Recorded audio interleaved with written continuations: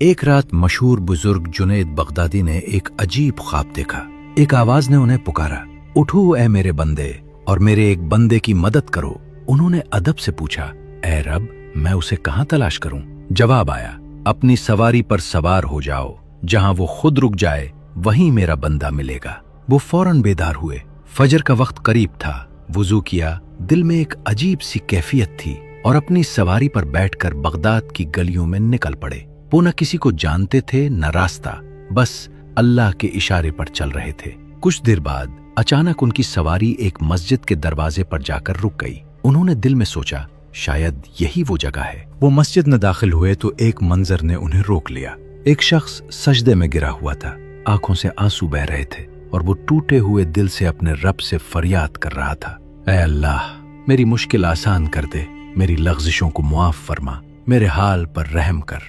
جنید بغدادی سمجھ گئے کہ یہی وہ شخص ہے جس کے لیے انہیں بھیجا گیا تھا۔ انہوں نے جیب سے 100 دینار نکالے اور اس شخص کے سامنے رکھ دیے۔ اس نے وہ رقم لے لی، مگر نہ اس نے شکریہ ادا کیا نہ جنید کی طرف دیکھا۔ وہ اسی طرح روتا رہا، بس اپنے رب کا شکر ادا کرتا رہا جیسے سب کچھ اسی کی طرف سے آیا ہو۔ یہ منظر دیکھ کر جنید بغدادی کے دل میں ایک سوال سا اٹھا۔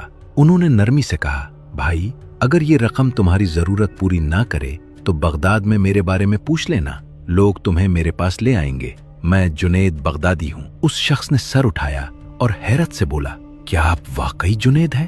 پھر مسکرا کر کہا، کیا آپ چاہتے ہیں کہ میں اس ذات کو چھوڑ کر جس نے آپ کو میری مدد کے لیے جگایا آپ کے پیچھے بغداد کی گلیوں میں پھرتا رہوں؟ یہ سن کر جنید بغدادی خاموش ہو گئے۔ انہیں احساس ہوا کہ اصل تعلق بندے اور اللہ کے درمیان ہوتا ہے، اور جب وہ تعلق مضبوط ہو جائے تو باقی سب وسیلے محض اس کی رحمت کے دروازے بن جاتے ہیں۔ یہ واقعہ ہمیں یہ سکھاتا ہے کہ اصل زندگی اللہ کے ساتھ جڑنے میں ہے۔ جب انسان اپنے رب پر مکمل بھروسہ کر لیتا ہے تو مدد ایسے راستوں سے آتی ہے جن کا وہ تصور بھی نہیں کر سکتا۔